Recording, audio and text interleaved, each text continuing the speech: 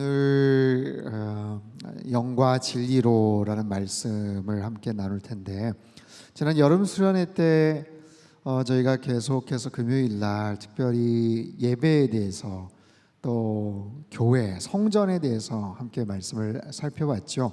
구약을 쭉 관통하는 여러 시대적인 그런 상황 속에서 하나님께서 어떻게 예배를 생각을 하시는가, 또 교회가 어떤 모습으로 출발을 하게 되었는가, 처음에 족장 시대, 또 창조 시대, 족장 시대에 어떤 모습으로 믿음의 사람들은 예배를 드렸는가, 또 출애굽하고 나서 하나님께서는 구체적으로 이스라엘 백성들에게 성막을 어떻게 지으라고 말씀을 하셨고, 그 성막을 통해서 이스라엘 백성들이 어떻게 하나님을 제사를 드리고 하나님을 예배하고 만나는 그런 방법들이 무엇인지를 가르쳐 주셨죠. 그리고 나서 이제 정착을 하게 되었고, 또 왕정 시대가 시작이 되었고, 다윗 왕이 정말 성전을 짓고자 했지만 하나님께서는 허락하지 않으셨고, 그 아들 솔로몬을 통해서 너무나도 멋진 그런 성전이 그렇게 세워지게 되었고, 그곳에서 하나님의 영광이 충만한 가득한 그런 제사, 그런 예배가 그렇게 진행이 되었지만, 솔로몬의 타락, 그리고 솔로몬이 죽고 나서 이스라엘은 정치적으로 또 영적으로 굉장한 혼란 가운데 빠지게 됩니다. 계속해서 선지자들을 통해서 하나님께서는 이방 문화, 또 이방 신상들을 버리고 하나님 앞에 돌아오기를 바라셨고, 참된 예배 제사가 회복되기를 하나님은 원하셨지만, 결국에는 북이스라엘도 마찬가지고 남유다조차도 성전이 회파되고 바벨론에 끌려가게 되는 정말 너무나도 안타까운 그런 상황 속에 맞닥뜨리게 되죠. 이스라엘 백성들, 요즘 예레미야서 말씀을 묵상하지만 절대로 망하지 않는다. 성전이 있기 때문에 우리들은 절대로 성전이 망하지 않고 회파되지 않을 것이다 라는 정말 어떻게 보면 잘못된 그런 자신감, 또 그런 생각들을 갖고 있었지만, 하나님께서는 이미 하나님의 영광이 떠나버렸고, 하나님을 제대로 예배하지 않았던 그들의 예배를 하나님께서는 기뻐하지 않으셨던 것을 우리가 볼 수 있었죠.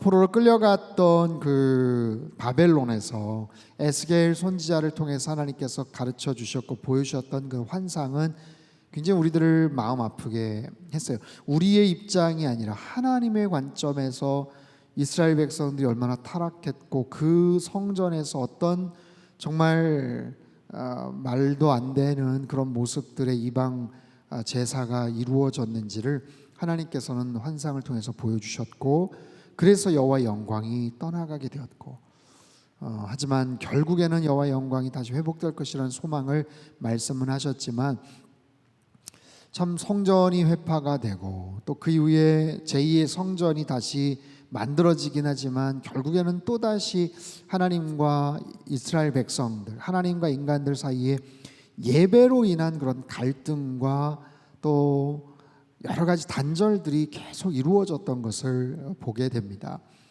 성전을 다시 회복은 했지만, 그럼에도 불구하고 참된 예배자들이 거기에선 볼 수가 없는 그런 안타까운 상황들. 이후에 헤롯 성전, 정말 거의 80년 가까이 너무나도 아름다운 성전을 만들었고 재건을 했지만, 결국에는 그 성전조차도 예수님의 말씀을 통해서 우리가 알 수 있었던 것은, 그렇게 찬란하고 화려한 그런 성전이지만 예수님이 보실 때는 그냥 강도의 구렬과도 같은, 강도의 소굴로 전락해버린 그런 모습. 이렇게 아름답고 찬란한 성전이지만 하나님 앞에서 온전한 모습으로 예배드리지 않는 한 그 성전조차도 계속해서 존속할 수가 없다. 그래서 결국 AD 70년에 그 성전 자체도 다 성벽과 더불어서 그냥 회파가 되는 그런 상황에 이제 놓이게 되죠. 요즘 참 예배에 대한 그런 많은 고민들이 있습니다. 코로나19 재확산으로 인해서 2차 팬데믹에 대한 그런 염려로 인해서 서울 근교 지역은 이제 오늘 또 발표가 났죠. 2.5차 일주일 더 연장을 한다.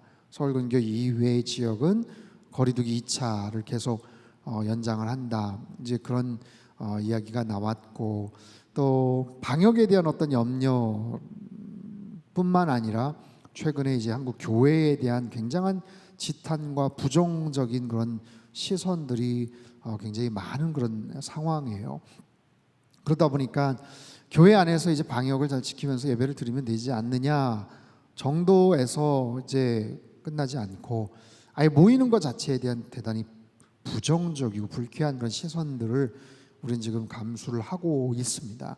그래서 지금 일주일 동안 오늘 공지가 갔을 텐데 불가피하게 또 연장을 해서 저희가 또 다시 이제 영상으로만 예배를 드리게 되었지만, 어쨌든 본당에서 같이 모여서 예배를 드리지 못하는 그런 상황들, 대면 예배, 또 비대면 예배, 오프라인 예배, 영상으로 드려지는 온라인 예배, 지금 그런 부분에 대한 여러 가지 고충과 불편함과 어려움들이 지금 있지 않습니까?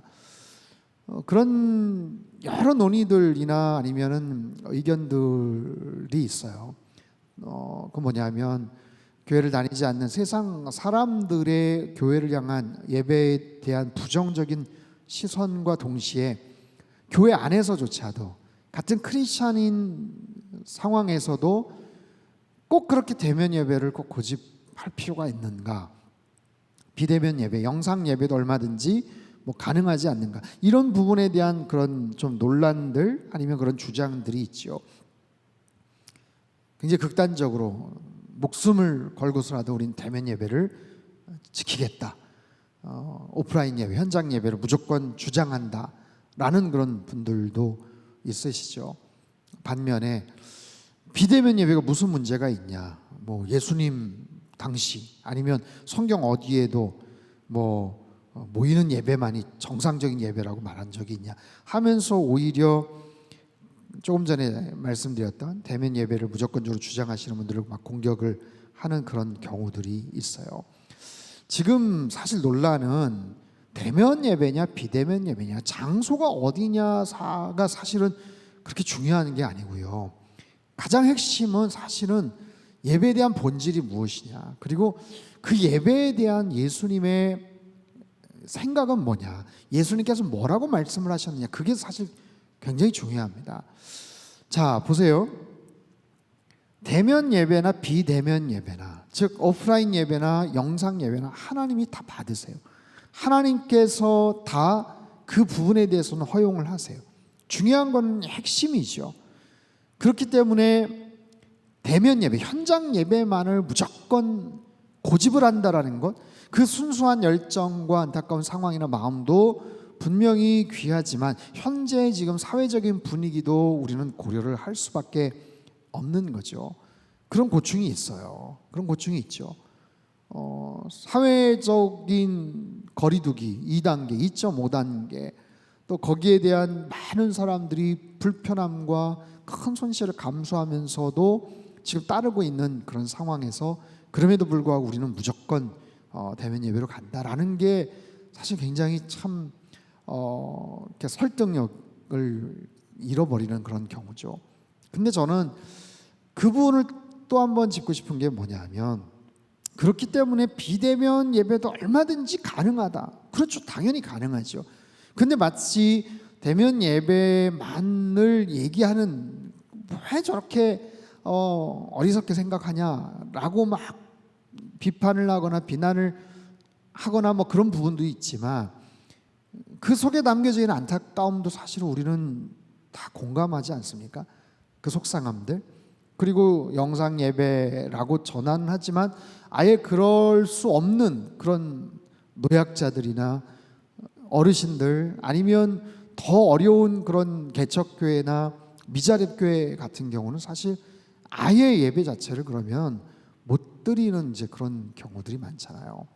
그런 상황 속에서 언제까지나 계속해서 모이지 않아도 되고 영상으로만 계속 예배를 드린다라는 것도 사실은 그건 옳은 게 아니죠. 옳은 거 아니에요. 제가 몇 번 말씀을 드렸죠. 영상 예배, 비대면 예배가 잘못된 것은 아니지만 정상은 분명히 아닌 거예요. 분명히 그건 정상이 아니죠. 그렇기 때문에 가능한 한 빨리 현장으로 복귀를 해서 예배를 드릴 수 있어야 돼요. 오프라인으로 예배를 드리고 재개해야 되는 거예요. 몇 주간 지금 어쩔 수 없겠지만 계속해서 이런 부분을 우리가 고집을 할 수 없죠. 당연한 거예요. 여러분, 이거는요, 시대가 바뀌어서 얼마든지 온라인으로도 편하게 지금 우리가 일상생활을 한다, 업무를 볼 수 있지 않냐. 여러분, 지금 미국 실리콘밸리에는 여러 벤처 기업들이 있지만 그중에 어떤 기업은 아예 회사가 없어요. 회사 건물이 없습니다. 그냥 재택근무로만 모입니다. 그냥 각자 모여집니다. 그래서 모여지는 오프라인의 어떤 뭐 회의나 이런 것도 없어요. 그냥 온라인으로만 직원들과 그냥 비대면으로 그렇게 해서 뭔가를 진행을 하고 운영을 하는 그런 회사들도 있다고 합니다. 업무의 효율성이나 어떤 특성상 그것이 가능하기까지 한 그런 회사들도 있는 거예요. 지금 우리가 쇼핑을 하는 것 꼭 현장에 가서만 쇼핑을 한다, 그런 생각을 지금 안 하지 않아요. 그렇죠? 얼마든지 홈쇼핑이나 인터넷으로도 주문을 하고 지금 그것이 보편화되어 있는 어떤 그런 시대 아니겠어요? 그렇기 때문에 우리가 물건을 뭐 현장에 가서 하든 온라인으로 구입을 하든 그게 그거 아니냐, 그런 관점으로 예배를 영상으로 예배를 드리든 현장에서 예배를 드리든 그게 그거 아니냐, 그 관점으로 생각을 할 수 없다라는 거예요. 제가요 몇 해 전에 뭐 한 2년 전인가 남자 정장, 그쵸, 양복 정장 상하이를 홈쇼핑으로 구입을 한 적이 있어요. 저는 처음에는 다른 건 몰라도 정장을 홈쇼핑으로 구입하는 거는 이거는 좀 아닐 것 같다. 그냥 매장에 가서 당연히 맞춰보고 거울을 보고 또 재보고 색상을 구별하고 다른 것도 한번 좀 이렇게 비교를 하고 그렇게 사야 되지 않겠나 라고 생각을 하면서도 사실은 구입을 해서 물건이 왔고 입어보니까 생각보다 굉장히 잘 맞았어요. 잘 맞고 되게 저렴했습니다. 그래서 참 양복마저도 여러분 오래전에는 아예 재서 이렇게 입었던 기성복이 없는 맞춤식으로만 옷을 입고 그러셨던 어르신들이나 이런 세대도 있었잖아요. 근데 기성 양복을 뭐 아예 마켓에 가서 당연히 매장에 가서 사는데 지금은 그냥 온라인으로 홈쇼핑으로도 그냥 정장을 그렇게 구입을 할 수 있는 그런 시대가 되었죠. 마치 대면 예배, 비대면 예배의 문제를 그런 모습으로 우리가 생각을 해서는 안 돼요. 신학적인 의미나 거기에 대한 타당성이나 효용성보다는 무조건 그래도 대면 예배를 지켜야 된다, 뭐 사회적인 법이나 공공성 이런 거 상관없이 한다, 그런 부분도 문제가 있지만 그렇다고 그냥 우리는 비대면도 얼마든지 가능하다라고 해서 그쪽으로만 막 생각을 하는 것도 좀 이렇게 무리가 있는 이야기예요. 그래서 이 부분에 대해서는 사실 가장 중요한 거는 예수님의 말씀이에요. 예수님의 말씀. 예수님은 뭐라고 말씀을 하시는가? 예배에 대해서 뭐라고 예수님께서는 말씀을 하시는가? 거기에 대해서 우리는 정확하게 알고 있어야 되죠. 오늘 본문은요 요한복음 4장에 대한 내용입니다. 뭐 우리 누차 우리가 알고 있는 예수님과 사마리아 여인과의 어떤 대화의 내용이죠. 예수님께서 복음서에 보면 많은 사람들을 만나죠. 근데 한 여인을 만납니다. 사마리아 여인이에요. 수가성이라는 사마리아 지역에 살고 있는 한 여인. 우물가에 물을 길러 나온 정오쯤 되는 뜨거운, 아무도 다니지 않았던 그 시간에 혼자 나와서 물을 길러 나왔던 한 여인을 예수님 만나서 말씀을 하셔요. 처음에는 그냥 이야기를 나누시고 그러다가 나중엔 굉장히 중요한 예배에 대한 그런 질문 대답을 통해서 대화를 이어가시죠. 여러분, 사마리아인들, 그 여인도 그렇게 물어봅니다. 당신은 유대인 남자인데 어떻게 사마리아 여인 나한테 말을 겁니까? 유대인과 사마리아인 서로 상종을 하지 않습니다. 지나가는 것조차도 사실은 굉장한 무리였죠. 아예 그쪽 지역 자체를 가지 않아요. 우리가 알고 있는 것처럼 같은 혈통이고 같은 민족이었지만 오랜 시간 동안 아픔과 갈등이 있죠. 이스라엘 남과 북으로 나뉘어지면서 오랜 시간 동안 그렇게 나뉘어지면서 그냥 사회적인 정치적인 단절만이 아니라 영적인 문제에서 성전이 있었던 남유다가, 그리고 북이스라엘은 그냥 단과 베델이라는 곳에 금송아지 산당을 만들어서 계속해서 우상 숭배를 했던 그 민족. 하지만 아시리아에 의해서 결국 패망당하고, 그 뒤로는 아수르가 혼합 정책을 펼쳐서 아예 그 민족 자체를 흩어버리지 않습니까? 그래서 강제 이주도 시키고 또 다른 민족을 다 같이 섞어서 이제는 혈통조차도 그냥 섞여져 버린, 신앙적인 거는 말할 것도 없고 혈통까지도 섞여져 버렸기 때문에 혈통이나 종교나 문화나 이 모든 것이 다 혼란스럽게 되어 있는 상황에서 이스라엘의 정통성을 갖고 있다고 자부했던 남쪽에 있는 유대인들조차는 아예 상종을 하려고 하지 않았던 바로 그런 모습이죠. 그랬던 사마리아 여인과 예수님과 대화를 나누면서 이 여인이 굉장히 중요한 질문을 던집니다. 여러분, 복음서에 수없이 많은 사람들을 예수님 만나시지만 예수님에게 예배에 대한 정확한 질문을 그렇게 던진 사례가 없어요. 심지어 제자들조차도 그런 경우가 없죠. 그렇기 때문에 정말 이 여인이 끼친 이 공헌, 이름도 알 수 없지만 굉장히 중요한 역할을 하는 거예요. 그 질문을 통해서 예수님이 갖고 계시는 예배에 대한 생각과 정의를 우리가 알 수 있기 때문에 바로 그렇죠. 당시 유대인들과 달리 사마리아인들은 예배 드릴 수 있는 공간, 장소를 그리심산이라는 곳에다 따로 만들어 놓고 거기에서 자기네들 나름대로 신앙생활을 한다고 생각을 했어요. 그 내용을 한번 보죠. 20절 21절 말씀 우리 같이 한번 읽겠습니다. 시작. 우리 조상들은 이 산에서 예배하였는데 당신들의 말은 예배할 곳이 예루살렘에 있다 하더이다. 예수께서 이르시되 여자여 내 말을 믿으라. 이 산에서도 말고 예루살렘에서도 말고 너희가 아버지께 예배할 때가 이르리라. 그리심산과 예루살렘, 장소에 대한 문제가 아니라는 거예요. 공간에 대한 문제가 아니라는 거예요. 오늘날 비대면 예배냐 대면 예배냐 둘 다 중요하고 둘 다 주님께서는 다 용납을 하세요. 어디는 안 된다, 무조건 이거는 이렇게 해야 된다, 그게 아니라 그럼에도 불구하고 거기 속에 담겨져 있는 핵심적인 의미가 뭔가, 아버지께 예배할 때가 온다라는 거예요. 여인이 던진 그 질문에 대해서 예수님께서 하셨던 말씀은 어떤 장소나 공간에 대한 문제가 아니다. 유대인들이 예루살렘에서 예배 드린다고 해서 그들 예배가 옳다라고 말씀하신 것도 아니고, 사마리아 사람들이 그리심산에서 예배를 드린다고 해서 그 예배는 잘못된 거다라고 지금 예수님께서 하시진 않아요. 더 중요한 예배의 핵심, 본질이 무엇인가? 자, 23절 24절 말씀을 같이 읽겠습니다. 시작. 아버지께 참되게 예배하는 자들은 영과 진리로 예배할 때가 오나니 곧 이때라. 아버지께서는 자기에게 이렇게 예배하는 자들을 찾으시느니라. 하나님은 영이시니 예배하는 자가 영과 진리로 예배할지니라. 아멘이죠.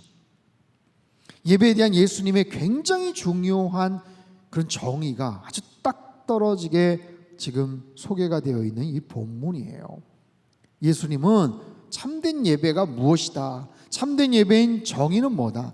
영과 진리로 드려져야 된다는 거예요. 영과 진리로 드려지는 것. 영으로 드려지는 건 무엇이고 진리로 드려지는 것은 과연 무엇일까요?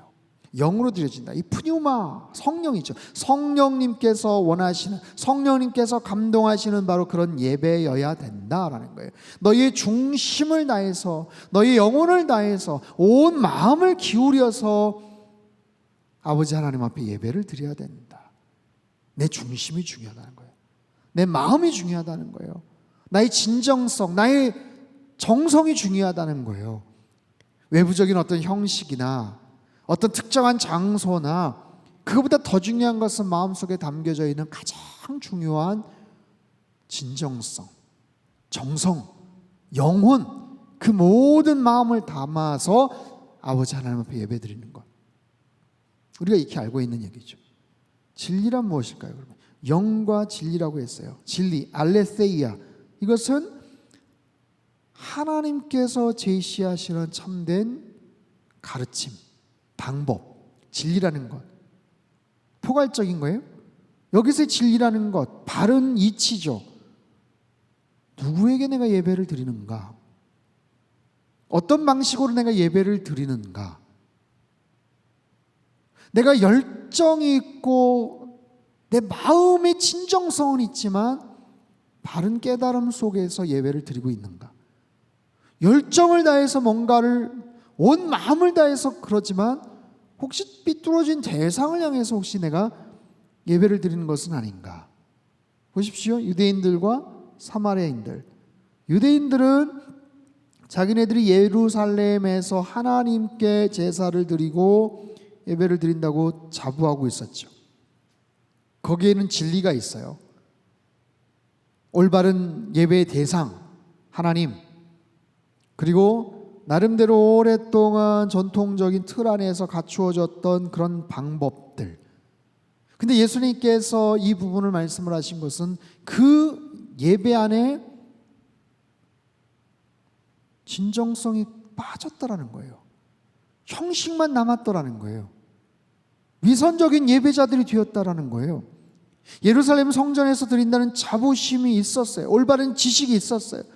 나름 올바른 장소에서 드린다는 자부심도 있었어요. 그런데 말라기 시대의 이스라엘 백성들처럼 습관화됐고 형식적이 되었고 전통적이 되었고, 그래서 앞에 말씀을 드렸던 영으로 드리는 예배가 아니었다는 거죠. 반면에 사마리아인들은요, 바른 방법과 지식이 없었던 예배예요. 무엇보다도 잘못된 대상을 향해서 예배를 드린 거예요. 그들이 믿고 고백하는 하나님은 혼합된 하나님, 이미 오랜 시간 동안 하나님께 제사를 드리지 못했던 북이스라엘 역사 속에서 금송아지 산당에다가 제사를 계속해서 드려왔었고, 그리고 나서 아수르의 침략을 받고 여기저기 혈통이 섞이면서 아예 신적인 그런 개념도 그냥 그때는 더 완전히 섞여져 버렸어요. 이미 북이스라엘도 잘못된 모습으로 우상을 섬겼는데 다른 민족 섬겼던 그런 우상들 같이 끌고 와서 이미 다 섞여져 버렸어요. 그럼에도 불구하고 자기네들 오랜 역사와 기억 속에 있었던 하나님에 대한 어떤 그런 기억을 가지고 말은 하나님께 제사를 드린다고는 했지만 하나님에 대한 정확한 지식이 없었죠. 간절함은 있었습니다. 열정은 있었습니다. 근데 올바른 진리가 있지를 못했던 거예요. 즉 예루살렘에서 예배를 드렸던 유대인들은 나름 진리는 있었지만 영이 없었고, 영적인 어떤 그런 열정이나 감동이 없었고, 그리심산에서 드렸던 사마리아인들에게는 굉장한 열정과 나름대로의 어떤 성의와 감동이 있었지만 올바른 진리가 없었죠. 한쪽은 생명력이 없는 전통, 한쪽은 열광적인 어떤 이단 사이비 집단에서 드려지는 것 같은 그런 예배. 그래서 예수님께서 말씀하셨던 것은 영과 진리가 같이 결합된 예배여야 된다. 유대인들에게는 진리는 있었지만 영이 없었고, 사마리아인들에게는 나름대로의 정성과 영적인 그런 부분이 있었지만 올바른 진리가 없었다는 것. 이 두 가지. 여러분 어떻게 생각하십니까? 영과 진리로 드려지는 그 예배 가운데 우리의 예배는 지금 어떤가? 나의 예배는 지금 어떤가라는 거예요. 두 가지 다 문제죠. 오랜 시간 동안 나름 전통적이고 형식적인 예배 폼 안에서 우리가 예배를 드릴 때 마치 유대인들의 예배처럼 될 가능성이 많아요.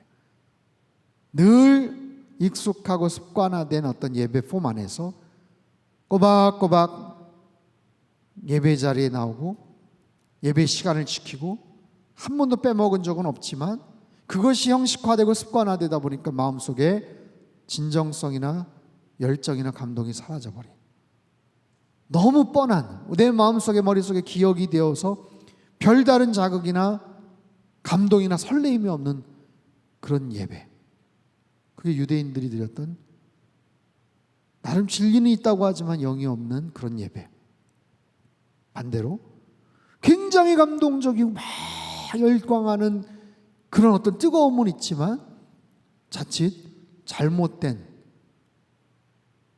교리나 잘못된 대상을 착각을 해서 드려지는 정말 이단 사이비와 같은 그런 예배 모습들, 얼마든지 우리의 어떤 종교관, 예배에 대한 우리의 어떤 관심과 열정이 자칫하면 그런 균형을 잃어버리고 한쪽으로 치우칠 수도 있게 되더라 라는 거예요. 그래서 영과 진리로 예배를 드린다는 것, 여러분, 예수님께서 지금 장소를 말씀하시지 않았어요. 오프라인 예배든 온라인 예배든 중요한 것은 내가 지금 드리는 예배가 온라인이든 오프라인이든 영과 진리로 드려지는가, 꼭 현장에서만 예배를 드려야 되는가. 아무리 현장에서 예배를 드려도 내 마음속에 정말 하나님을 향한 온전한 정성이나 바른 진리가 없다면 주님께서 그 예배도 받지 않으시는 거예요. 반대로 내가 영상으로라도 정말 예배를 드린다. 하지만 여러분, 영상으로 자꾸만 예배를 반복해서 오랫동안 지금 하다 보면 처음에 여러분 그 마음이 자꾸만 흐트러지지 않아요? 솔직한 우리의 고백이에요. 지금 영상으로 드리시는 여러분들 지금 어떤 모습으로, 어떤 자세로 예배를 지금 드리고 계시는지 한번 스스로 한번 생각을 해보십시오. 내가 정말 내 마음속에 그 하나님을 향한 정성이 있는가? 시간이 지나면서 반복되다 보면 분명히 그 부분에도 문제가 어려움이 생기는 거죠. 그래서 오늘날 우리가 기억해야 될 그런 예배는 어떤 예배냐? 어떤 예배냐? 정말 영과 진리로 내가 하나님 앞에 나아가고 있느냐라는 거예요. 또 한 가지 굉장히 중요한 사실은 뭐냐면 하나님이 그런 예배자들을 찾으신다는 거예요. 23절 후반부를 보면요, 아버지께서는 자기에게 이렇게 예배하는 자들을 찾으시느니라. 예배하는 자들을 찾으신다는 거예요. 참된 예배자들을 찾으셔요.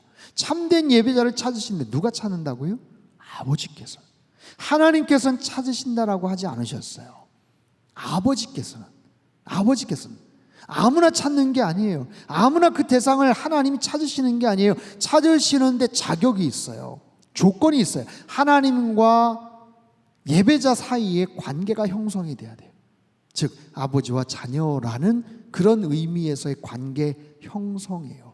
그 하나님을 내가 아버지라고 정말 고백할 수 있는가, 그런 자들을 하나님은 찾으시는 거예요. 그 하나님을 나의 아버지라고 고백하는 그 자녀됨에 대한 분명한 확신이 있는가, 구원에 대한 그런 감격이 있는가, 그런 은혜가 있는가, 그런 대상들, 그런 자격들, 아버지라고 부를 수 있는 그런 사람들 가운데서 하나님은 찾으신다라는 거예요. 찾으신다. 여기서 찾다라는 헬라어 단어 제테오라는 단어는요, 굉장히 집요하게 뭔가를 찾아낸다는 거예요. 찾을 때까지 계속해서 뭔가를 계속해서 마치 수색한다는 거예요. 실종자 수색한다. 좀 찾다 보니까 없으니까 덮어버린다. 그게 아니라 오늘 그 생존자 구조 9일째입니다. 10일째입니다. 바로 그런 의미예요. 기어코 찾고야 말겠다라는 바로 그런 개념. 여러분 놀랍지 않습니까? 하나님께서는 여전히 요즘도 오늘날도 예배자들을 찾으세요. 지금도 찾고 계세요.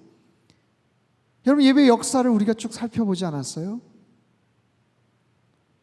말씀을 드렸지만 창조시대 때도 마찬가지고 족장시대 때도 마찬가지고 성막을 통해서 솔로몬의 성전을 통해서 스룹바벨 성전과 헤롯 성전과 그 모든 성전들을 통해서 그 찬란하고 정말 화려한 잘 맞춰져 있는 그런 성전이 그냥 무너져 버렸다니까요.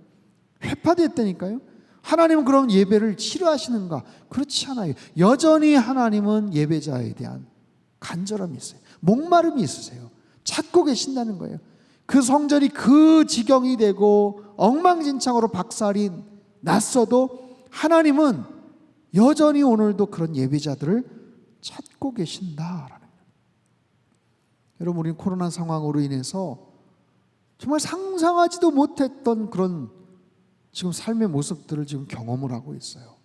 야, 이렇게까지도 되는구나. 아, 이렇게까지도 할 수 있겠구나. 여러분 지난 7개월, 8개월 동안 정말 너무너무 우리는 힘들게 왔는데 계속 가는 거예요. 언제까지 될지는 몰라요. 그럼에도 불구하고 이런 상황 속에서 영상으로나마 온라인으로나마 이렇게 우리가 예배를 드릴 수 있다는 것은 얼마나 큰 감사한 일입니까? 여러분, 이런 기회에, 이건 어떻게 보면 역설적이지만 하나의 기회예요. 무슨 기회? 우리가 잃어버렸을 때, 결핍이 있을 때 그 소중함을 아는 거죠. 그 간절함을 아는 거죠. 아, 또 이렇게 되는구나. 뭐 그러다 또 다시 오겠지. 다시 모이겠지. 모이다가 또 다시 뭐 확산되면 또 다시 영상으로 가는구나. 그 자체도 아무렇지도 않게 또 그냥 뭐 그러나 보다. 문자 왔네.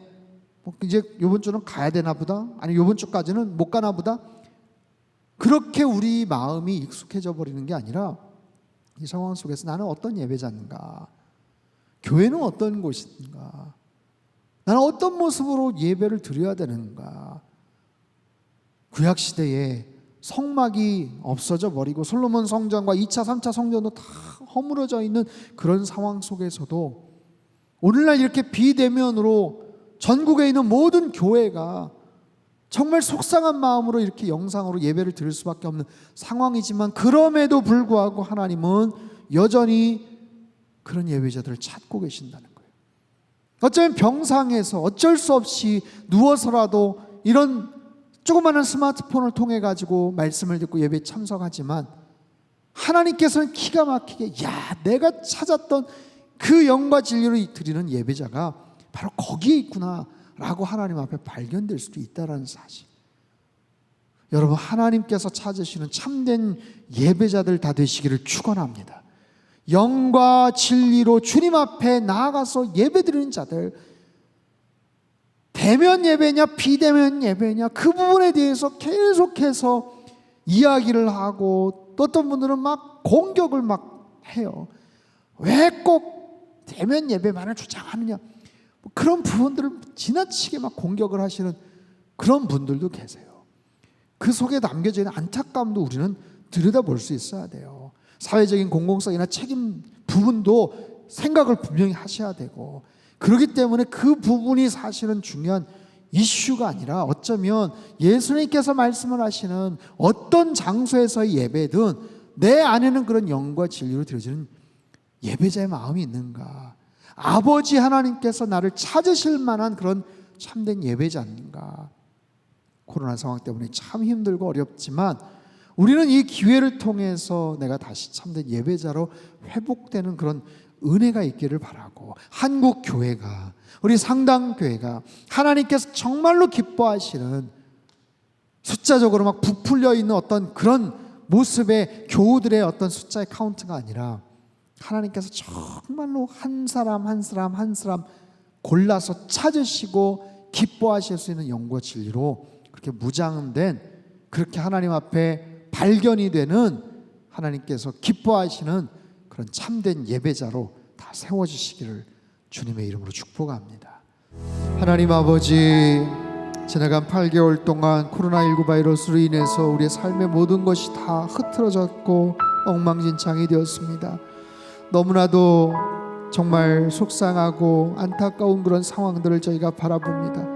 그런 과정 가운데도 하나님, 우리가 어떤 모습으로 주님을 찬양하며 예배를 드려야 될지, 우리가 어떤 모습의 예배자여야 될지 하나님 오늘 말씀을 통해서 다시 한번 깨닫습니다. 하나님, 어떤 공간이나 장소의 문제가 아니라 더 중요한 것은 우리의 마음입니다. 우리가 어떤 마음으로 주님을 찬양하고 예배하고 있는가. 이 공간과 장소에서 성전에 와서 예배를 드린다고 하더라도 우리가 형식적이고 습관적이고 위선적으로 예배를 드리거나, 아니면 정말 비대면으로 예배를 드리고 영상으로 예배를 드리지만 간절한 마음으로 주님을 사모하며 찬양하며 예배한다면 아버지 하나님께서는 그런 예배자들을 찾으신다고 말씀을 하십니다. 주님, 한국교회가 이번 일을 통해서 다시 한번 예배가 회복이 되게 도와주시고 참된 예배자들이 가득가득 넘쳐나게 도와주시옵소서. 주님, 특별히 이 나라 민족을 위해서 기도합니다. 대통령과 위정자들이 하나님을 대적하지 않게 도와주시고 맡겨주신 하나님 귀한 자리, 주님 겸손함으로 정직함으로 성실함으로 하나님 잘 감당해 나갈 수 있게 도와주시옵소서. 분열되지 않게 도와주시고 온 백성들의 마음이 사방팔방으로 나뉘어지지 않도록 주께서 도와주시옵소서. 주님, 긴 장마와 홍수의 피해로 어찌할 바 알지 못하는데 연거푸 태풍이 와서 삶의 거처와 터전을 잃어버리고 엉망진창이 된 그런 모습 속에서 안타까운 백성들이 너무나도 많습니다. 주님, 그들을 불쌍히 여겨 주시옵소서. 하나님, 이 대한민국을 주님께서 굽어 살펴 주시옵소서.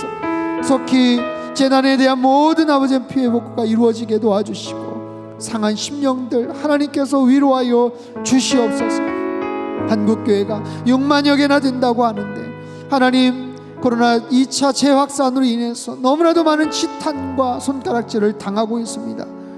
예배를 재개할 엄두조차도 내지를 못하고 있고 사회에서 손가락질과 너무나도 많은 비난과 원망들을 듣고 있는 이 상황들을 주님, 우리가 어떻게 바라봐야 되겠습니까? 하나님, 붙잡아 주시고 정말 죄를 뒤집어 쓰는 그런 마음을 가지고 겸비하여 하나님 앞에 고통 가운데 회개하며 나아갈 수 있게 도와주시옵소서.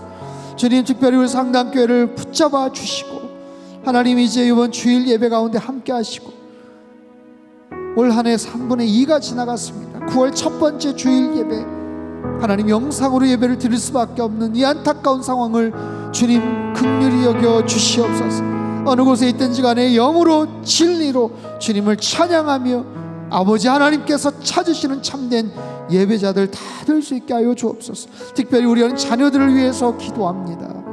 우리 어린 자녀들 이 어려운 혼란의 상황 속에서 온전하게 예배를 드리지도 못하고 믿음과 신앙이 하나님 끊어질까 너무나도 두렵습니다. 우리 가정 안에서 하나님을 예배하고 찬양하게 도와주시고 우리 가정이 거룩한 성소가 되게 도와주시고 우리 어린 자녀들에게 아름다운 믿음이 계속해서 심겨질 수 있도록 주께서 도와주시옵소서. 우리 상담교회가 세상에 복이 되는 선교적 교회가 되기를 원합니다. 여러 가지 상황이 막혀있고 환경이 너무나도 어려워서 어찌할 바를 알지 못하고 있지만 계속해서 이런 비전과 소망을 가지고 기도하게 도와주시고 올해 남은 4개월 동안이라도 열심히 주님을 찬양하게 하시고 기회가 되는 대로 선교적인 아름다운 삶을 살아갈 수 있도록 주님, 저희들을 지켜 보호하여 주시옵소서. 예배드리는 모든 우리의 공간과 장소와 현장마다 성령 하나님의 살아계신 역사와 위로와 하나님 충만한 은혜가 넘쳐나도록 주님 축복하여 주시옵소서. 이제는 우리 주 예수 그리스도의 크신 은혜와 하나님 아버지의 극진하신 사랑하심과 성령님의 교통하심의 역사가 영과 진리로 온전한 마음으로 예배를 드림으로 하나님께서 찾으시는 참된 예배자들 다 되기를 소망하는 주님 앞에 예배드리는 모든 백성들, 그들의 가정과 일터와 건강과 자녀들의 앞길 위에와 한국교회와 이 나라 민족을 따진 모든 열방 위에 이제로부터 영원토록 함께 하시기를 간절히 축원하옵나이다. 아멘.